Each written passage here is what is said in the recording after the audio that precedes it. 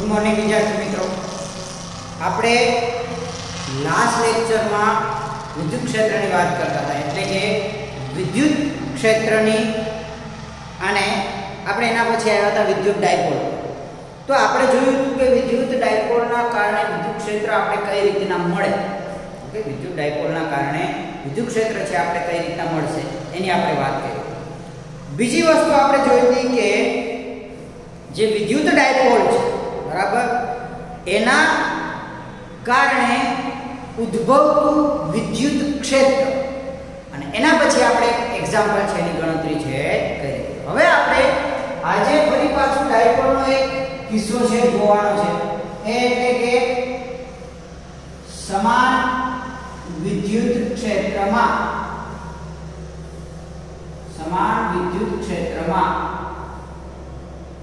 વિદ્યુત ડાયપોલ, અથવા તમને એવું પૂછાય છે કે સમાન વિદ્યુત ક્ષેત્રમાં વિદ્યુત ડાયપોલની વર્તણૂક સમજાવો, એવો પ્રશ્ન તમને પૂછાય છે.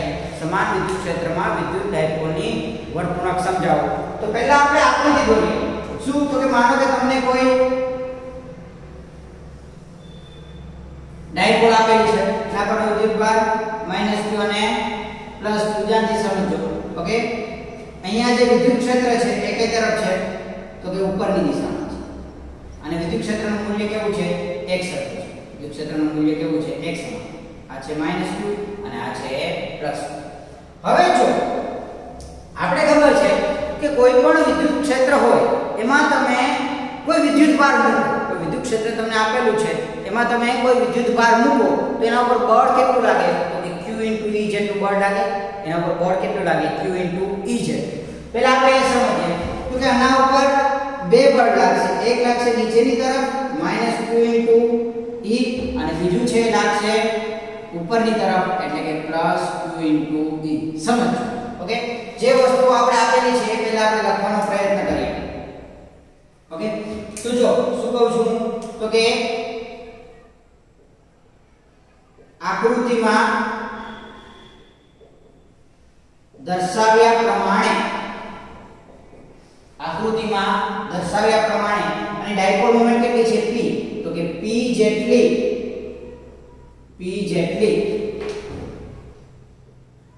ડાયપોલ મોમેન્ટ, અથવા તો આપણે એવું લખીએ કે p જેટલી કાયમી ડાયપોલ મોમેન્ટ. ઓકે, આ વાત આપણે થઈ ગઈ કે કાયમી ડાયપોલ મોમેન્ટ એટલે શું? તો કે બાહ્ય વિદ્યુત ક્ષેત્રની ગેરહાજરીમાં પણ એની ડાયપોલ મોમેન્ટ છે હશે. ધ્રુવીય અણુ અને અધ્રુવીય અણુની આપણે વાત કરી હતી. કેવા અણુ કે જેની બાહ્ય વિદ્યુત ક્ષેત્ર ના હોય છતાં પણ એને ડાયપોલ મોમેન્ટ હોય, એને શું કહેવાય? ધ્રુવીય અણુ. એટલે કે એક કાયમી ડાયપોલ મોમેન્ટ ધરાવે. તો p જેટલી કાયમી ડાયપોલ મોમેન્ટ, અથવા તો ચાર્જ માત્રા એવું આપણે લખીએ, કાયમી ડાયપોલ મોમેન્ટ ધરાવતી એક ડાયપોલને સમાન વિદ્યુત ક્ષેત્ર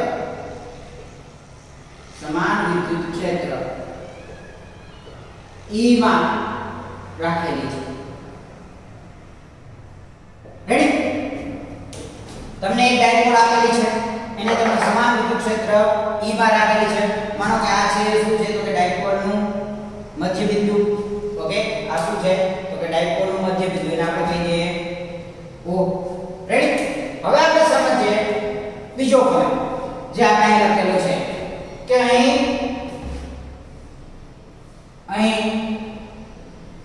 +q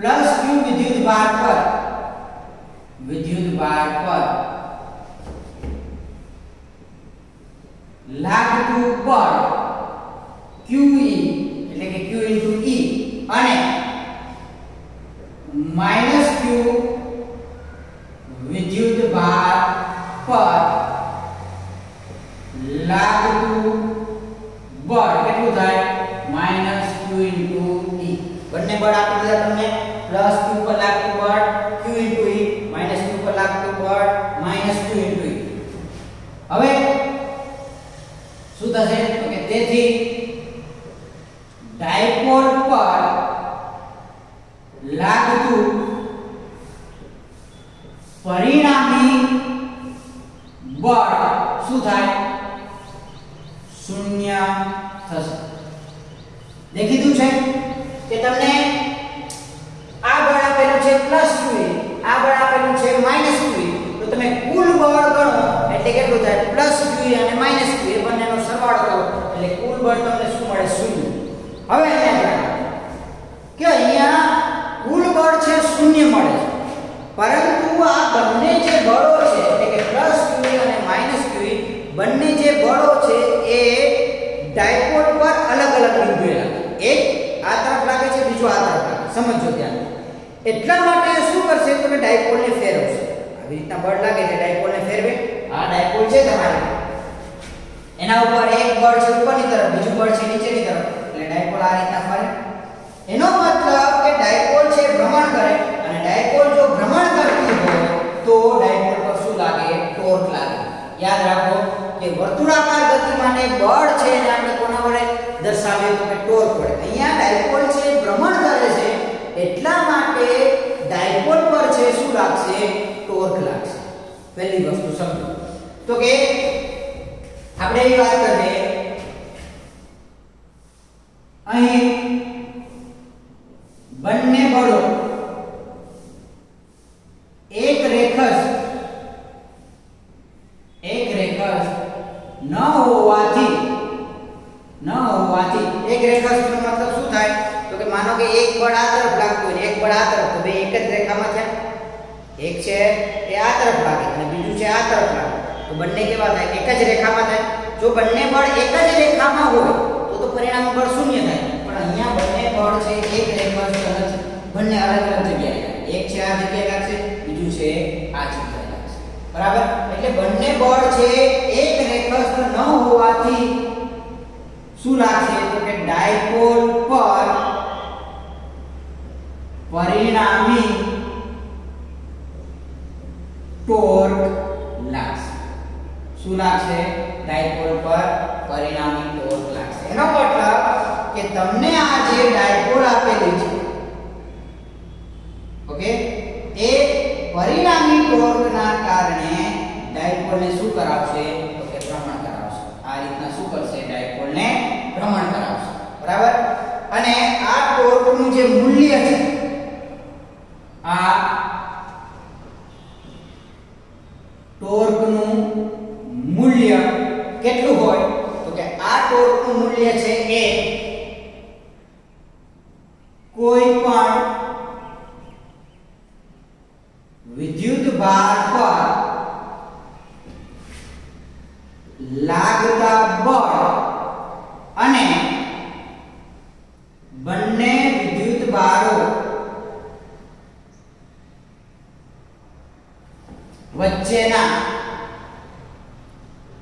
વચ્ચેના લંબ અંતર જેટલું હોય છે. એટલે કે આ જે બળ લાગે છે, આ જે ટોર્ક લાગે છે, એ ટોર્કનું મૂલ્ય કોઈ પણ એક લંબ અંતર ના ગુણાકાર જેટલું હોય છે. રેડી? એનો મતલબ કે આ જે બળ લાગે છે એ અને આ બે બળ વચ્ચેનું જે લંબ અંતર છે, એટલે કે આ બે વિદ્યુત ભારો વચ્ચેનું લંબ અંતર એટલે શું થશે? 2a sin θ. બે વિદ્યુત ભારો વચ્ચેનું લંબ અંતર એ તમને શું મળશે? 2a sin θ. ક્લિયર? એટલે ટોર્કનું મૂલ્ય છે શું થાય તો કે tau બળ એટલે q e અને લંબ અંતર એટલે 2a sin θ. હવે જો સમજો, આપણે આને ભેગા કરીએ 2aq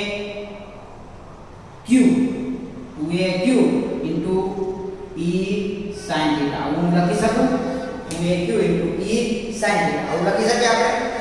પરંતુ અહીંયા શું થાય? 2aq p, તો tau બરાબર શું લખી શકું? pe sin θ. આવું લખી શકું કારણ 2aq p. ઓકે? તો આનો મતલબ કે મારે જો સદિશ સ્વરૂપમાં લખવું હોય તો મને શું મળે? tau p cross e. યાદ કરો કે સદિશ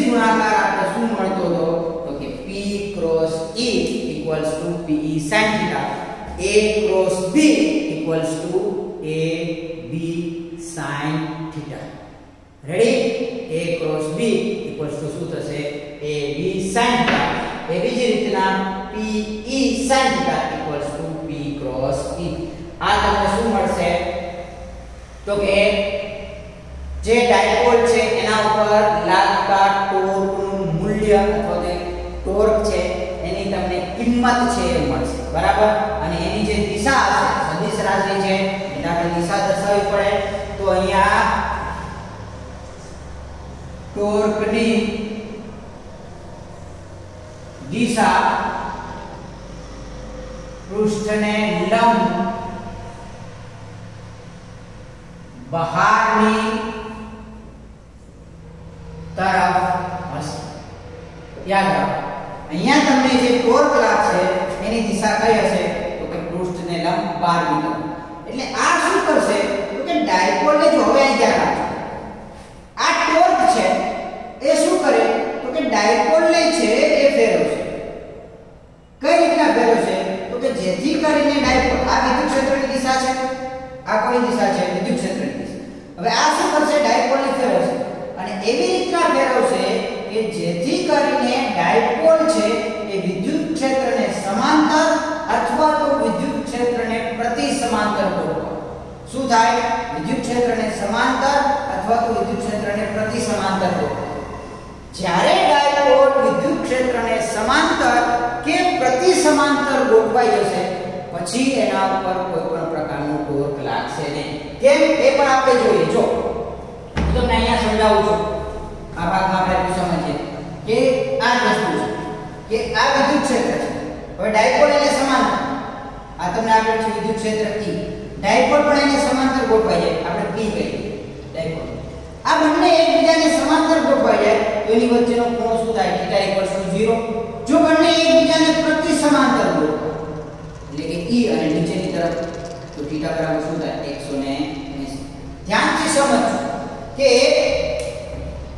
આ તમારું વિદ્યુત ક્ષેત્ર છે, આ વિદ્યુત ક્ષેત્ર છે, આ શું છે? ડાયપોલ. હવે ટોર્ક શું કરે? ડાયપોલને ફેરવે. કઈ રીતના? કે કાં તો ડાયપોલ છે વિદ્યુત ક્ષેત્રને સમાંતર ગોઠવાઈ જાય અથવા તો ડાયપોલ છે વિદ્યુત ક્ષેત્રને પ્રતિ સમાંતર ગોઠવાય. સમાંતર ગોઠવાય તો ખૂણો કેટલો થાય? બંને વચ્ચેનો 0. જો પ્રતિ સમાંતર ગોઠવાય તો ખૂણો કેટલો થાય? 180 અંશ. ખૂણો 0 થાય તો 180 અંશ થાય. sin 0 ની કિંમત પણ શું મળે? 0. અને sin 180 અંશની કિંમત પણ શું મળે? 0. એટલે કે sin ની કિંમત 0 થાય એટલા માટે પરિણામી ટોર્ક છે તમને શું મળે? 0 મળે. સમજો, અહીંયા જે ટોર્ક છે એ ડાયપોલને વિદ્યુત ક્ષેત્રને સમાંતર અથવા તો પ્રતિ સમાંતર ગોઠવવાનો પ્રયત્ન કરશે.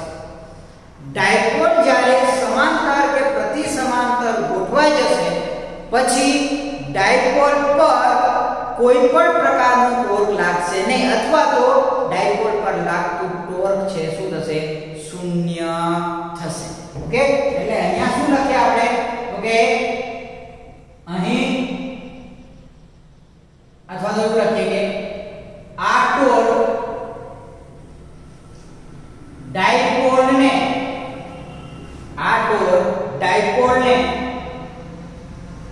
વિદ્યુત ક્ષેત્રને સમાંતર અથવા પ્રતિ સમાંતર ગોઠવવાનો પ્રયત્ન કરશે. શું કરશે? સમાંતર અથવા તો પ્રતિ સમાંતર ગોઠવવાનો પ્રયત્ન કરશે. જ્યારે ડાયપોલ વિદ્યુત ક્ષેત્રને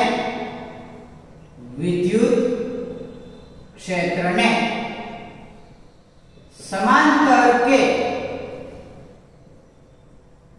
પ્રતિ સમાંતર ગોઠવાઈ જશે ત્યારે ડાયપોલ પર લાગતું પરિણામી ટોર્ક શું થશે?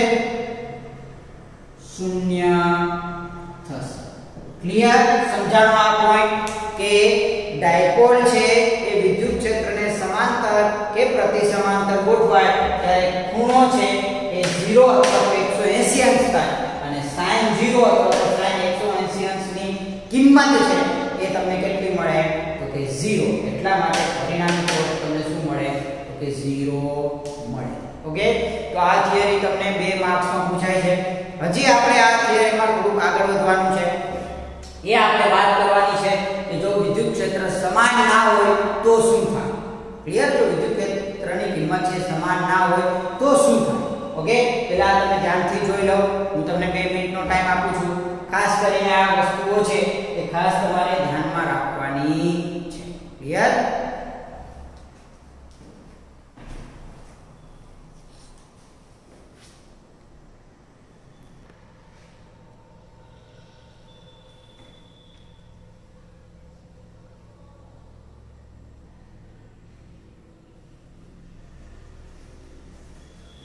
ઓકે, તો હવે લાસ્ટમાં આપણે વાત કરી કે સમાન વિદ્યુત ક્ષેત્રમાં વિદ્યુત ડાયપોલ મૂકેલી હોય તો તેની વર્તુણક કેવા પ્રકારની હોય? એમાં આપણે જોયું કે એના પર લાગતું પરિણામી બળ છે શું હોય? શૂન્ય. એના પર લાગતું પરિણામી બળ છે કેવું હોય? શૂન્ય હોય. ઓકે, પરંતુ બળ શૂન્ય હશે પરંતુ એના પર શું લાગશે? ટોર્ક લાગશે. અને ટોર્કમાં આપણે એક વસ્તુ એ જોઈ કે જે જ્યારે ડાયપોલ છે વિદ્યુત ક્ષેત્રને સમાંતર કે પ્રતિ સમાંતર ગોઠવાઈ જશે. ડાયપોલ છે એ વિદ્યુત ક્ષેત્રને સમાંતર કે પ્રતિ સમાંતર ગોઠવાઈ જશે ત્યારે તેના ઉપર લાગતું પરિણામી ટોર્ક છે શૂન્ય થશે. હવે સમજો કે હવે તમને જે વિદ્યુત ક્ષેત્ર આપેલું છે કેવું છે? અસમાન. અસમાન વિદ્યુત ક્ષેત્ર એટલે કહેવાનો મતલબ મારો શું છે? તો કે માનો કે આ દિશામાં વિદ્યુત ક્ષેત્ર છે. ઓકે, પરંતુ આ જે વિદ્યુત ક્ષેત્ર છે કેવું છે? અસમાન છે. આકૃતિ દોરવી ફરજિયાત નથી, પરંતુ આપણે સમજીએ કે આ જે વિદ્યુત ક્ષેત્ર છે કેવું છે? અસમાન છે. અસમાન છે એનો મતલબ શું થાય? તો કે આ સાઈડ વિદ્યુત ક્ષેત્રની કિંમત માનો કે ઓછી છે. માનો કે આપણે કહી દઈએ આ છે 5, પછી જેમ જેમ આગળ જઈએ 6, 7, 8, 9, 10 એટલે કે વિદ્યુત ક્ષેત્ર છે એની કિંમત વધતી જાય. દરેક જગ્યાએ વિદ્યુત ક્ષેત્ર એક સરખું નથી. આવા કિસ્સામાં જો તમે ડાયપોલ રાખશો, ઓકે, એટલે કે માનો કે આ -q છે, આ છે +q, તો આના ઉપર લાગતું બળ છે કેટલું થાય? -q. પરંતુ હવે વિદ્યુત ક્ષેત્ર અલગ અલગ છે એટલે માનો કે આ બિંદુ આગળ વિદ્યુત ક્ષેત્રની કિંમત E હોવાની હોય તો -q * E1 થાય અને આની કેટલી થાય? કે q * E2. કારણ કે આ બિંદુ આગળ વિદ્યુત ક્ષેત્રની કિંમત કેવી છે? E2. હવે વિદ્યુત ક્ષેત્ર છે એ સમાન નથી. વિદ્યુત ક્ષેત્ર સમાન નથી. દરેક બિંદુએ વિદ્યુત ક્ષેત્રની કિંમત અલગ અલગ છે. અને જો દરેક બિંદુએ વિદ્યુત ક્ષેત્રની કિંમત અલગ અલગ હોય તો સીધી વસ્તુ છે કે આ ડાયપોલ પર લાગતું પરિણામી બળ છે એ શૂન્ય થશે નહીં. કારણ તો કે અહીંયા QE1 છે અને QE2 છે. ઓકે, તો પહેલો પોઈન્ટ શું થશે? તો કે અસમાન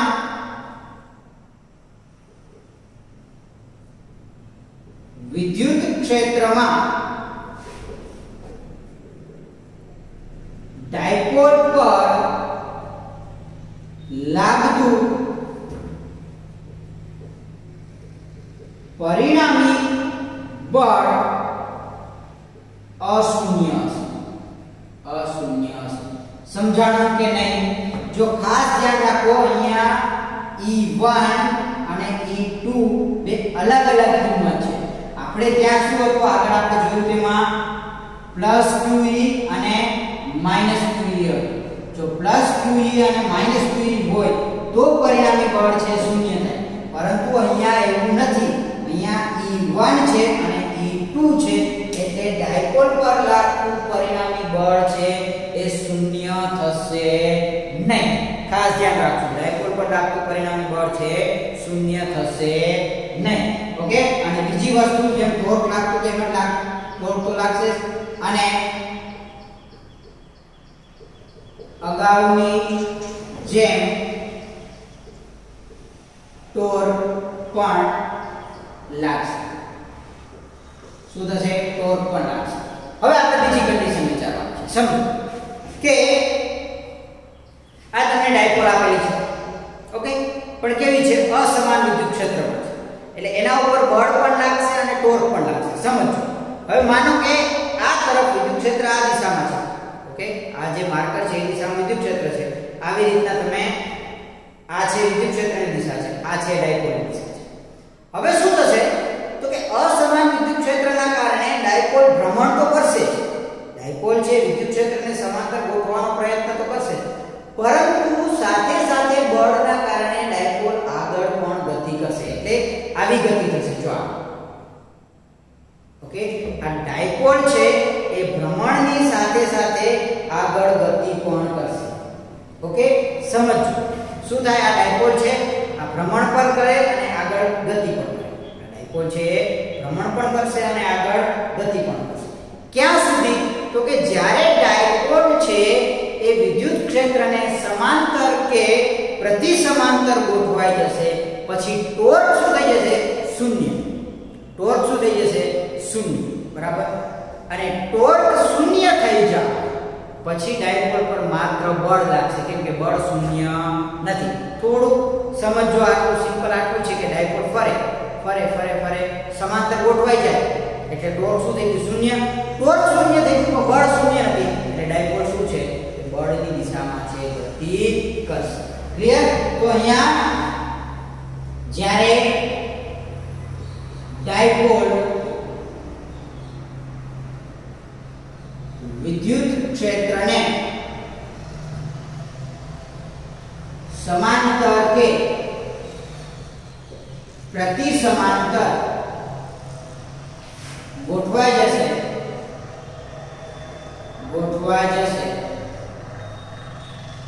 ત્યારે પરિણામી ટોર્ક શું થશે? શૂન્ય થશે. પરિણામી ટોર્ક છે શૂન્ય થશે, પરંતુ પરિણામી બળ અશૂન્ય રહેશે. અશૂન્ય રહેશે. ઓકે, હવે પહેલો કિસ્સો જો અહીં તમને આપેલો છે કે જો ડાયપોલ છે, આ તમારી ડાયપોલ છે, બરાબર. એ ડાયપોલ વિદ્યુત ક્ષેત્રને સમાંતર, ડાયપોલ છે એ વિદ્યુત ક્ષેત્રને સમાંતર. યાદ રાખો, વિદ્યુત ક્ષેત્ર છે એ હંમેશા પ્લસ થી માઈનસ તરફ હોય. વિદ્યુત ક્ષેત્ર છે હંમેશા કેવું હોય? પ્લસ થી માઈનસ તરફ. તો પહેલું જો અહીંયા તમે જોઈ શકો કે માઈનસ q ઉપર જે બળ લાગે એના કરતા પ્લસ q ઉપર લાગતું બળ વધારે. કારણ તો કે આ જગ્યાએ વિદ્યુત ક્ષેત્રની કિંમત છે એના કરતા આ જગ્યાએ વિદ્યુત ક્ષેત્રની કિંમત વધારે છે. સમજો, આ જગ્યાએ વિદ્યુત ક્ષેત્રની જે કિંમત છે એના કરતા આ જગ્યાએ વિદ્યુત ક્ષેત્રની કિંમત વધારે છે. એટલે આના પર લાગતું બળ વધારે, આના પર લાગતું બળ છે પ્લસ q ઉપર એ વધારે. અને એ તમને ખબર પડે, જો આ એરોની લેન્થ છે નાની છે, જ્યારે આ એરોની લેન્થ છે મોટી છે, બરાબર. એટલા માટે શું થાય તો કે પરિણામી બળ છે કોના તરફ લાગે? જે તરફ વધારે હોય એ તરફ. તો કુલ બળની દિશા અને વધતા વિદ્યુત ક્ષેત્રની દિશા બંને એક જ દિશામાં છે. એટલે આનો મતલબ એવો થશે કે જ્યારે ડાયપોલ, આ યાદ રાખજો, જ્યારે ડાયપોલ વિદ્યુત ક્ષેત્રને સમાંતર ગોઠવાશે, જ્યારે ડાયપોલ વિદ્યુત ક્ષેત્રને સમાંતર ગોઠવાશે ત્યારે વધતા વિદ્યુત ક્ષેત્ર તરફ ગતિ કરશે. કઈ તરફ બળ લાગે? વધતા વિદ્યુત ક્ષેત્ર તરફ. એટલે કે જ્યારે ડાયપોલ વિદ્યુત ક્ષેત્રને સમાંતર ગોઠવાશે ત્યારે તે વધતા વિદ્યુત ક્ષેત્ર તરફ ગતિ કરશે. અને જ્યારે ડાયપોલ વિદ્યુત ક્ષેત્રને પ્રતિ સમાંતર ગોઠવાશે, પ્રતિ સમાંતર એટલે વિદ્યુત ક્ષેત્ર આ તરફ છે, ડાયપોલ છે આ તરફ છે, ડાયપોલની દિશા આપણે ખબર હોવી જોઈએ કઈ હોય? માઈનસ થી પ્લસ. તો હવે શું થાય? માઈનસ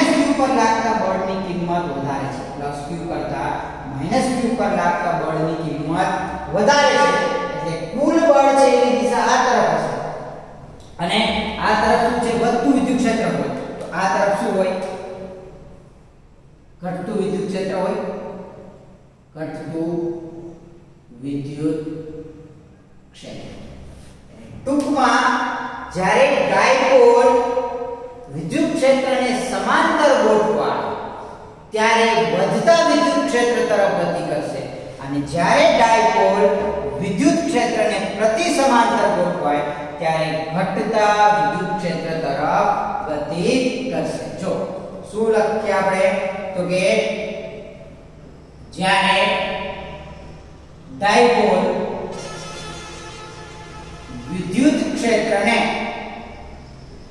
વિદ્યુત ક્ષેત્રને સમાંતર ગોઠવાય ત્યારે વધતા વિદ્યુત ક્ષેત્ર તરફ અને પ્રતિ સમાંતર ગોઠવાય ત્યારે ઘટતા વિદ્યુત ક્ષેત્ર તરફ ગતિ કરશે જ્યારે સમાંતર ગોઠવાશે ત્યારે વધતા વિદ્યુત ક્ષેત્ર તરફ અને જ્યારે પ્રતિ સમાંતર ગોઠવાશે ત્યારે ઘટતા વિદ્યુત ક્ષેત્ર તરફ ગતિ કરશે ક્લિયર હજી આમાં આપણે એક પોઈન્ટ સમજવાનું છે એ થિયોરેટિકલ છે આપણે શું સમજીએ તો કે તમે જો ઉદાહરણ જોયું હશે કયું આપણે શિયાળામાં કે જોતા હોય તો આપણે કાસ્કો છે દાંતીઓ બરાબર અથવા તો માર્કર કોઈ પણ પ્લાસ્ટિક છે એને તમે વાળમાં ઘસી અને કાગળના ટુકડા ઉપર રાખો એટલે શું કરે કાગળના ટુકડાને આકર્ષે આવું તમે ઓબ્ઝર્વ કરેલું હશે જ્યારે આપણે કાસ્કાને ઘસીએ ત્યારે એ શું કરે કાગળના ટુકડાને આકર્ષે આનું કારણ શું છે તો કે જ્યારે આપણે વાળમાં કાસ્કો ઘસીએ છીએ બરાબર ત્યારે એમાં અસમાન વિદ્યુત ક્ષેત્ર ઉત્પન્ન થાય એમાં શું ઉત્પન્ન થાય અસમાન વિદ્યુત ક્ષેત્ર ઉત્પન્ન થાય અને આ વિદ્યુત ક્ષેત્ર કાગળના નાના ટુકડામાં રહેલી ડાયપોલને શું કરે આકર્ષે યાદ રાખો જ્યારે તમે કાસ્કો ઘસો ત્યારે તેમાં અસમાન વિદ્યુત ક્ષેત્ર ઉત્પન્ન થાય અને એ અસમાન વિદ્યુત ક્ષેત્ર છે એ કાગળના ટુકડા પર અથવા તો નાની કાગળના ટુકડા પર રહેલી નાની ડાયપોલો પર શું કરે છે બળ લગાડે છે એટલા માટે શું થાય ખેંચે ઇન શોર્ટ આ ઘસેલું હોય અને નીચે છે ડાયપોલ હોય તો શું કરે વિદ્યુત ક્ષેત્ર છે ને ખેંચશે તો આ તમને એક પોઈન્ટ છે આપેલો છે કે કાસ્કા વડે કાગળના ટુકડાઓ કેમ ખેંચાય ઓકે તો એ તમને ટેક્સ્ટબુકમાં સમજાવેલું છે તો આ થોડું સમજો ઓકે ખાસ કરીને સમાન વિદ્યુત ક્ષેત્રમાં વિદ્યુત ડાયપોલની વર્તણૂક ટોર્ક કઈ રીતના લાગે છે ટોર્કની કિંમત આપણે શું મળે છે P ક્રોસ E એટલે કે PE sin θ આ બધી વસ્તુઓ છે તમારે ધ્યાનમાં રાખવાની છે ઓકે આ એક વખત જોઈ લો પછી આપણે આગળ વધીએ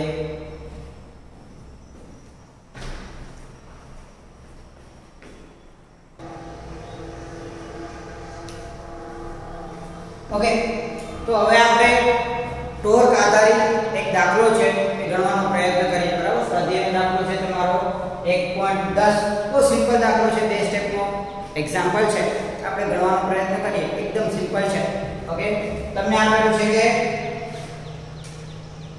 4 × 10⁻⁹ કુલમ * મીટરની ડાયપોલ ચાર્જ માત્રા એટલે P તમને આપેલું છે P બરાબર કેટલા છે 4 × 10⁻⁹ કુલમ * મીટર ની ચાર્જ માત્રા ધરાવતી એક વિદ્યુત ડાયપોલ વિદ્યુત ક્ષેત્ર તમને આપેલું છે કેટલું E બરાબર 5 × 10⁴ ન્યૂટન પ્રતિ કુલમનું માન ધરાવતા સમાન વિદ્યુત ક્ષેત્ર સાથે કેટલું તો કે θ બરાબર 30 અંશના કોણે રહેલી છે આ ડાયપોલ પર લાગતા ટોર્કનું માન શોધો ઓકે તમારે ટોર્કનું મૂલ્ય છે એ શોધવાનું છે સિમ્પલ એકદમ એક જ સ્ટેપનો દાખલો છે શું છે તો કે ડાયપોલ પર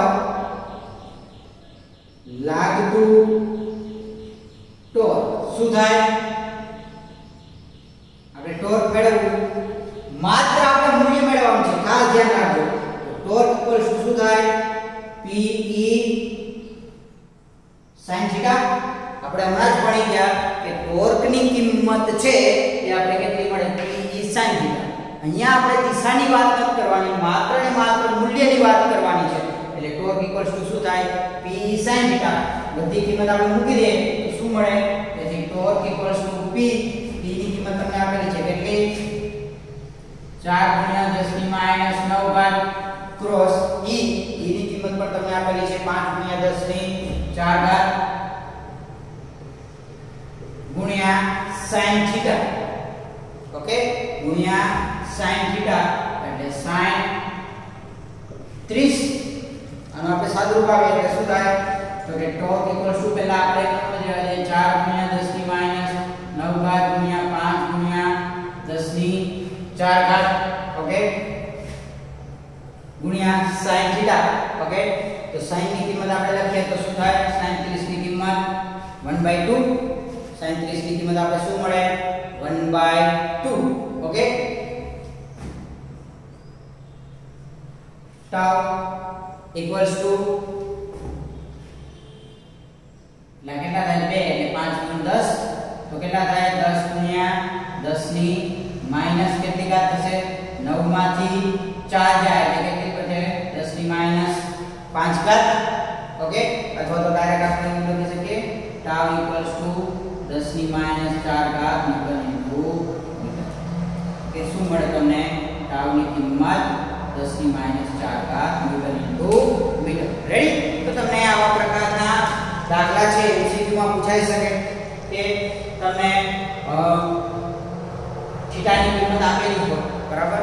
હવે જો તમને ઘણી વખત એક્ઝામ્પલમાં એવું પૂછાય કે ડાયપોલની કિંમત આપેલી છે, કે માનો કે કોઈ ડાયપોલ છે કે જેની ચાપ માત્રા છે 4 × 10⁹ ઓકે, અને વિદ્યુત ક્ષેત્ર છે કેટલું છે? 5 × 10⁴. હવે તમને એવો પ્રશ્ન પૂછે કે ડાયપોલ વિદ્યુત ક્ષેત્રને સમાંતર ગોઠવાયેલી છે તો એના પર લાગતું ટોર્ક કેટલું થશે? સીધી વાત છે, સમાંતર ગોઠવાયેલી એટલે શું થઈ જાય? 0. અને જો અહીંયા 0 થઈ જાય તો આની કિંમત પણ શું થાય? 0 થાય. એ વસ્તુની ડિસ્કસ આપણે આગળ કરી. તમને એવું કહે કે ડાયપોલ લંબ ગોઠવાયેલી છે. સમજો, ડાયપોલ એવો પણ પ્રશ્ન પૂછાય છે કે ડાયપોલ પર લાગતા ટોર્કનું મહત્તમ મૂલ્ય કેટલું હશે? તો મહત્તમ મૂલ્ય એટલે કે sin ની કિંમત છે કેટલી થવી જોઈએ? 1 થવી જોઈએ. તો sin 1 ક્યારે થાય? sin 90 આગળ. તો જ્યારે પણ તમને મહત્તમ કિંમત લેવાનું કે ત્યારે θ બરાબર તમારે કેટલા લેવાના? 90 લેવાના. θ બરાબર કેટલા લેવાના? 90. θ બરાબર તમે 90 લેશો એટલે tau ઇક્વલ્સ ટુ થશે Pe. tau equals to Pe છે એ સમાન વિદ્યુત ક્ષેત્રમાં ડાયપોલ પર લાગતું મહત્તમ ટોર્ક છે. શું છે? tau equals to P dipole પર લાગતું મહત્તમ ટોર્ક છે. તો આપણે આજે ડાયપોલ સમાન વિદ્યુત ક્ષેત્રમાં વિદ્યુત ડાયપોલની વર્તુણક અને અસમાન વિદ્યુત ક્ષેત્રમાં વિદ્યુત ડાયપોલની વર્તુણક બંને પ્રશ્નો તમને મોટા ભાગે અલગ અલગ જ પૂછાય છે કે સમાન વિદ્યુત ક્ષેત્રમાં વિદ્યુત ડાયપોલની વર્તુણક સમજાવો અને ડાયપોલ પર લાગતા ટોર્કનું સમીકરણ છે તારો. ઓકે, તો આવા પ્રકારના પ્રશ્નો પૂછાય તો એનો એ પ્રમાણે તમારે આન્સર છે લખવાનો છે. Thank you.